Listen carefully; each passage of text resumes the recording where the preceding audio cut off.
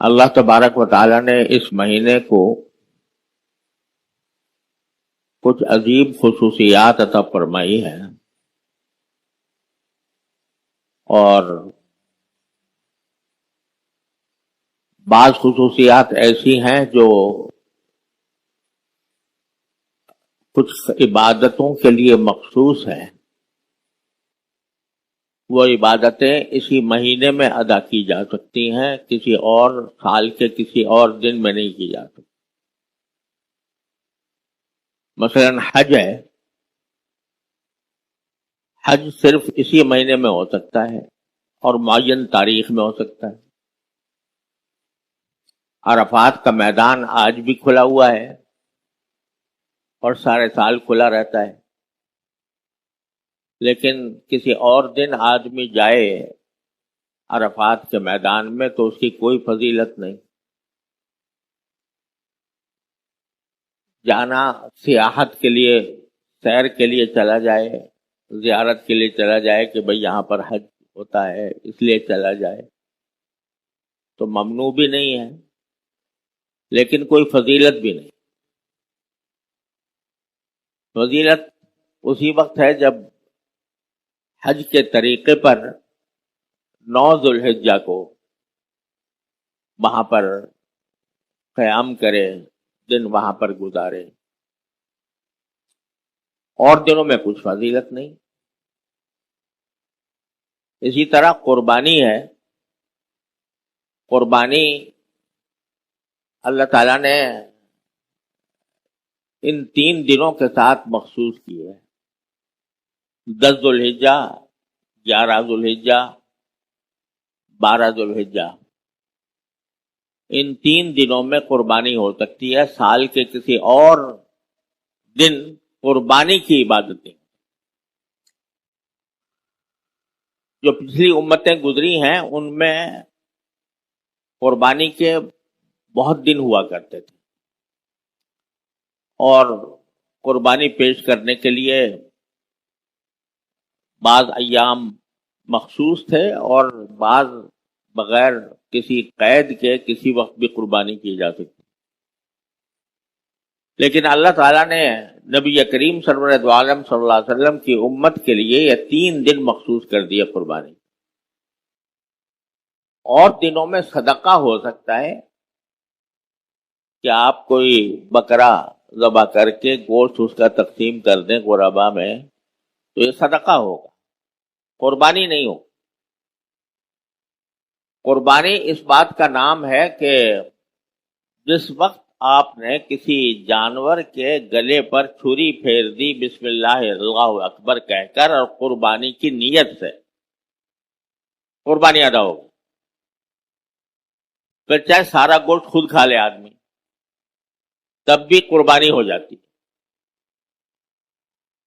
اگرچہ مسنون یہ ہے کہ 3 حصے کیے جائیں، لیکن اگر کوئی پورے گوشت کو خود ہی کھا لے تب بھی قربانی کی عبادت پر ادا ہو جاتی ہے، محض گلے پر چھری پھیر لینے سے۔ تو یہ قربانی کی عبادت انہی 3 ایام کے ساتھ مخصوص ہے، اور کسی دن میں نہیں ہو سکتی۔ تو دوسری خصوصیت جو اسی زمانے کی ہے، کسی اور وقت میں نہیں ہو سکتی، وہ قربانی ہے۔ اسی طرح تکبیر تشریق ہے، 9 ذوالحجہ کی صبح سے لے کر 13 ذوالحجہ کی عصر تک ہر نماز کے بعد بلند آواز سے اللہ اکبر لا الہ الا اللہ واللہ اکبر وللہ الحمد، یہ تکبیر تشریق واجب ہے، اور دنوں میں نہیں ہے۔ تو یہ اللہ تعالیٰ نے ان دنوں کو کچھ ایسی عبادتوں کے لیے مخصوص فرمایا ہے جو اور سال میں کسی اور دن نہیں ہوتا۔ اور اس میں در حقیقت جو حکمت پنہاں ہے وہ یہ ہے کہ کسی بھی دن میں یا کسی بھی عمل میں اپنی ذات میں کوئی تقدس نہیں ہے، کسی جگہ میں اپنی ذات میں کوئی تقدس نہیں ہے۔ تقدس پیدا ہوتا ہے اللہ تبارک و تعالیٰ کے حکم سے. جیسے میں نے مثال دی، عرفات میدان آج بھی پڑا ہوا ہے، کوئی آدمی جائے اور جا کر وہاں رات بھی گزار لے، دن بھی گزار لے، کوئی فضیلت اس کو حاصل نہیں ہوگی. کیوں؟ اس لیے کہ اللہ تعالیٰ نے اس آج حکم نہیں دیا ہے، 9 ذی الحجہ کو حکم دیا ہے. لہذا 9 ذی الحجہ میں اتنی بڑی فضیلت ہو گئی کہ عرفات کے میدان میں آدمی کھڑا ہو کر عبادت کرے. بلکہ یہ فقہائے کرام نے لکھا ہے کہ اگر کوئی آدمی حج کا احرام باندھے ہوئے ہو اور حج کی نیت سے عرفات سے سوتا ہوا بھی گزر جائے، حج ہو جائے گا. سوتا ہوا بھی گزر جائے، حج ہو جائے گا. کیوں؟ اس لیے کہ اللہ تبارک و تعالیٰ نے اس خاص دن میں اس خاص میدان کی یہ فضیلت قرار دے دی ہے. اس کا حکم ہے کہ یہاں سے یہاں آنا ہے، یہاں ٹھہرنا ہے یا گزرنا ہے.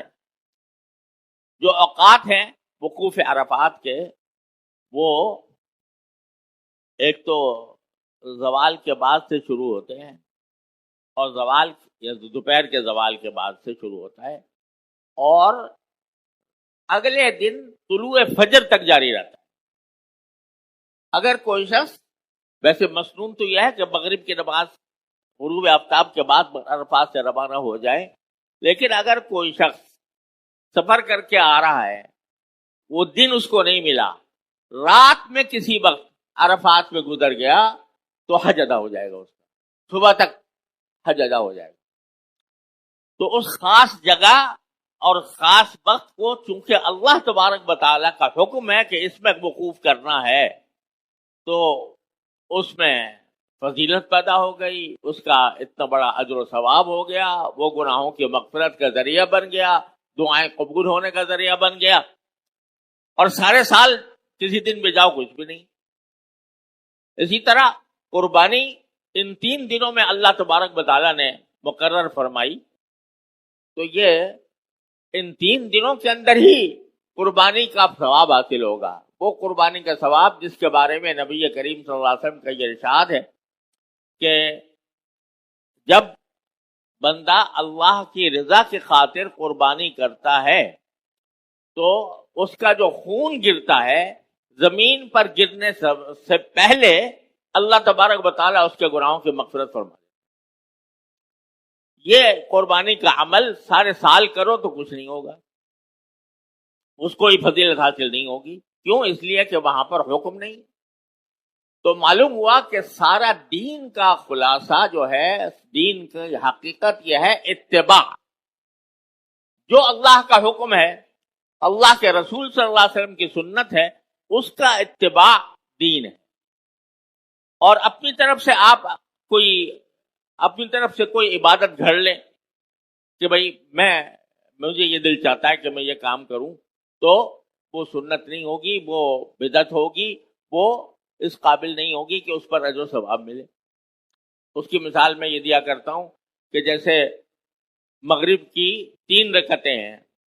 کوئی آدمی سوچے کہ بھئی 3 رکعتوں جو ہے یہ تو آڈ قسم کا عدد ہے، اس کو میں ایون کر لوں اور 4 رکعتیں پڑھ لوں، تو اگر وہ 4 رکعتیں پڑھے گا مغرب کی تو کیا ہوگا؟ وہ 3 بھی جائیں گی، وہ 3 بھی ختم ہو گئی. کیوں؟ اس لیے کہ حکم نہیں تھا، اپنی طرف سے اضافہ کر لیا.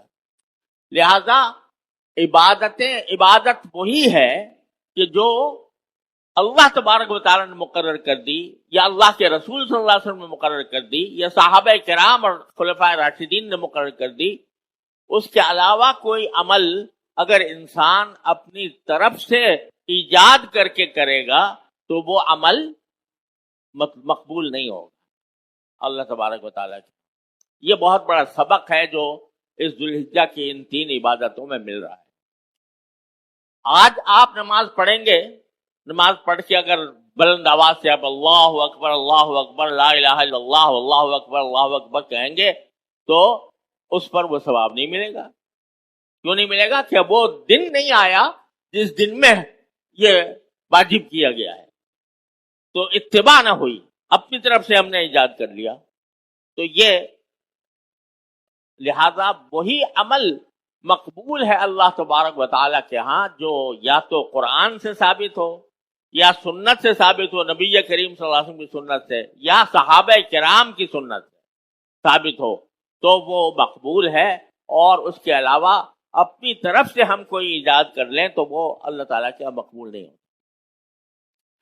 یہ تین عبادتیں تو میں نے ابھی عرض کیا کہ اللہ تعالیٰ نے واجب کی ہیں، لیکن ساتھ ہی یہ جو ذی الحجہ کا عشرہ ہے جو انشاءاللہ آج کی رات سے یا کل کی رات سے شروع ہو جائے گا، اس کی بڑی فضیلت نبی کریم سرور دو عالم صلی اللہ علیہ وسلم نے بیان فرمائی ہے نفلی عبادات کے لیے۔ وہ تین چیزیں تو واجب ہیں، فرض ہیں، لیکن نفلی عبادتوں کے لیے یہ جو 9 دن ہیں یکم ذی الحجہ سے لے کر 9 ذی الحجہ تک، اس میں نبی کریم صلی اللہ علیہ وسلم کا یہ ارشاد ہے کہ اللہ تعالیٰ کو کسی اور دن میں اپنی عبادت اتنی پسند نہیں ہے جتنی اس عشرہ ذی الحجہ میں۔ کوئی بھی عبادت، نفلی نمازیں، تلاوت قرآن، اور خاص طور پر نبی کریم صلی اللہ علیہ وسلم نے فرمایا کہ ان دنوں میں روزہ رکھنا، یکم ذی الحجہ سے لے کر 9 ذی الحجہ تک، ان میں ایک دن میں روزہ رکھنا 1 سال کے روزہ رکھنے کے برابر ثواب ہے۔ ایک دن روزہ رکھے آدمی تو ایسا ہے جیسا کہ اس نے 1 سال روزے رکھ لیے، اس کا جو ثواب ملتا وہ ایک دن کے روزے میں اللہ تبارک و تعالیٰ عطا فرما دیتے۔ اور یہ فرمایا کہ ان کی راتوں میں کسی ایک رات میں اللہ تبارک و تعالیٰ کی عبادت کرنا، نفلیں پڑھنا، تہجد پڑھنا، یہ لیلۃ القدر کے برابر ہے۔ جیسے لیلۃ القدر میں آدمی جاگ کر اور نفلیں پڑھے تو جتنی فضیلت اس کی ہے، اور جیسے اس میں دعائیں قبول ہوتی ہیں، اسی طریقے سے ان راتوں میں یہ 9 راتیں ایسی آ رہی ہیں، بلکہ 10 راتیں ایسی آ رہی ہیں کہ ہر رات میں عبادت جتنی بھی بن پڑے وہ اللہ تبارک و تعالیٰ کو بہت محبوب ہے۔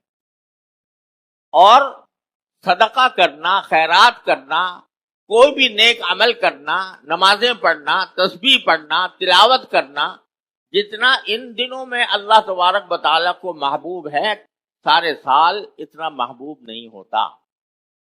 یہ رسول کریم صلی اللہ علیہ وسلم کا ارشاد ہے۔ لہذا یہ ایک طرح سے کمائی کا وقت ہے، یہ ایسا وقت ہے جس میں اللہ تعالیٰ کی طرف سے رحمتیں برس رہی ہیں، دن میں بھی رات میں بھی۔ لہذا اس کو کوشش یہ کرنی چاہیے کہ ان دنوں کو اللہ تبارک و تعالیٰ کی عبادت میں خرچ کیا جائے، اس میں تلاوت قرآن جتنی ہو سکے وہ کریں، تسبیحات، اذکار، اللہ تعالیٰ کا ذکر، سبحان اللہ والحمد للہ ولا الہ الا اللہ واللہ اکبر ولا حول ولا قوت الا باللہ، یہ بھی پڑھیں۔ اس کے علاوہ صحابہ کرام سے یہ بھی منقول ہے کہ تکبیر تشریق جو 9 ذی الحجہ سے شروع ہوگی اور 13 ذی الحجہ پر ختم ہوگی، اللہ اکبر لا الہ الا اللہ واللہ اکبر وللہ الحمد، یہ ان دنوں میں تو واجب ہے۔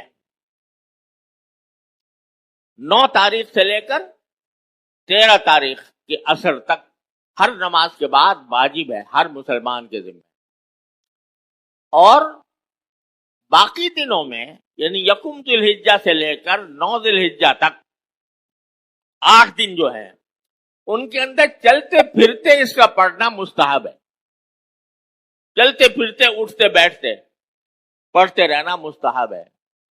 بعض صحابہ کرام ان دنوں میں ایسا کرتے تھے کہ بازار میں نکلتے اور زور سے یہ تکبیر پڑھتے تھے، اللہ اکبر لا الہ الا اللہ واللہ اکبر وللہ الحمد، زور سے پڑھتے تھے۔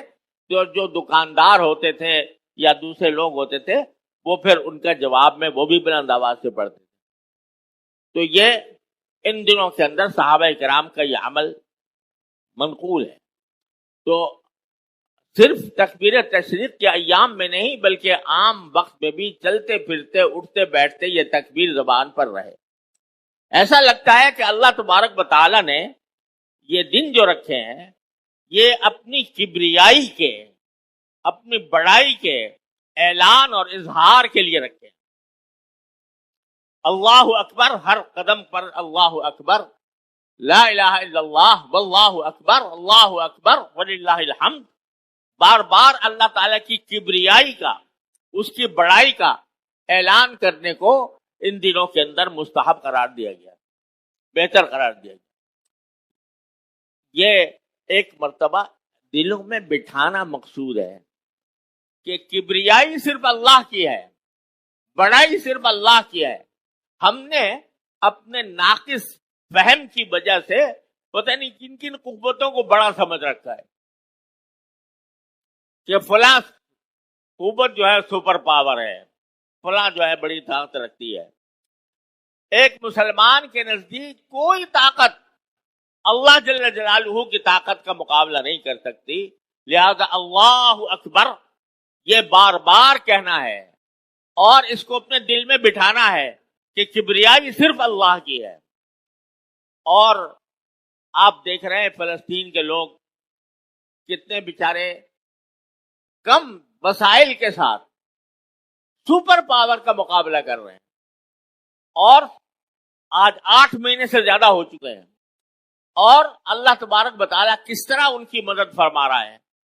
اتنی بڑی سپر پاور جس کے پاس، جو ساری دنیا جس کے نام سے لرزتی ہے، اس سے ٹکر لی ہوئی ہے، اور ٹکر لے کر الحمدللہ کوئی دن خالی نہیں جاتا جس میں کہ وہ ان کو شکست نہ دیتے ہوں، ان کے بڑے بڑے ٹینکوں کو تباہ نہ کرتے ہوں، ان کو نقصان نہ پہنچاتے ہوں، ان کے فوجی مارے نہ جاتے ہوں. روز کوئی دن خالی نہیں ہے. وہ ساری قوت آپ دیکھو کہ ڈھیر ہو کر رہ گئی ہے. کیوں؟ اس لیے کہ انہوں نے اللہ کی کبریائی پر بھروسہ کیا ہوا ہے کہ کبریائی اللہ کی ہے، عظمت اللہ کی ہے، طاقت اللہ کی ہے، قوت اللہ کی ہے. اس بھروسے کے اوپر انہوں نے اپنی جانیں بھی دے رہے ہیں، لیکن ساتھ ساتھ پوری دنیا پر اپنی بہادری کا، اپنی شجاعت کا، اپنی جمع مردی کا اور اپنے اللہ پر بھروسے کا دھکی دھاک بٹھا دی ہے دنیا بھر پر. یہاں تک کہ غیر مسلم بھی چیخ رہے ہیں ان کے حق میں. یہ کبریائی اللہ کی نہیں تو کس کی ہے؟ لہذا یہ بار بار اللہ اکبر کہلانا، بار بار اس اللہ کی کبریائی کا اعلان کروانا، یہ اس لیے ہے تاکہ ہر مسلمان کے دل میں یہ حقیقت جاگزی ہو جائے کہ طاقت اور قوت اور اس کی بڑائی اور کبریائی صرف اللہ کو زیب دیتی ہے، کسی اور طاقت کی اس کے سامنے کوئی مجال نہیں ہے. اس لیے بار بار کہا جا رہا ہے. تو یہ ایام جو شروع ہو رہے ہیں انشاءاللہ، یہ اللہ تبارک و تعالی ہم سب کو توفیق عطا فرمائے کہ اس میں زیادہ سے زیادہ نیک اعمال کریں. دن میں اگر روزے رکھنے کی توفیق ہو روزہ رکھیں، اگر روزہ رکھنے کی توفیق نہیں ہے تو دوسرے نیک اعمال ان میں ادا کیے جائیں. اس میں تلاوت قرآن کریم کی زیادہ سے زیادہ ہو، اس میں تسبیحات زیادہ ہوں. میں نے جیسے عرض کیا سبحان اللہ والحمد للہ ولا الہ الا اللہ واللہ اکبر، یہ کلمہ اللہ تبارک و تعالی کو بہت محبوب ہے. نبی کریم سرور عالم صلی اللہ علیہ وسلم نے اس کو سکھایا ہے.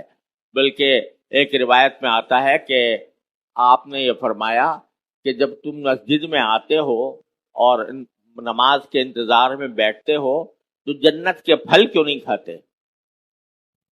جنت کے پھل کیوں نہیں کھاتے؟ صحابہ کرام نے پوچھا یا رسول اللہ جنت کے پھل کیسے کھائیں مسجد میں بیٹھ کر؟ کہا کہ یہ تسبیح پڑھا کرو، جتنی دیر انتظار میں بیٹھے ہو اتنی دیر سبحان اللہ والحمد للہ ولا الہ الا اللہ واللہ اکبر ولا حول ولا قوة الا بالله.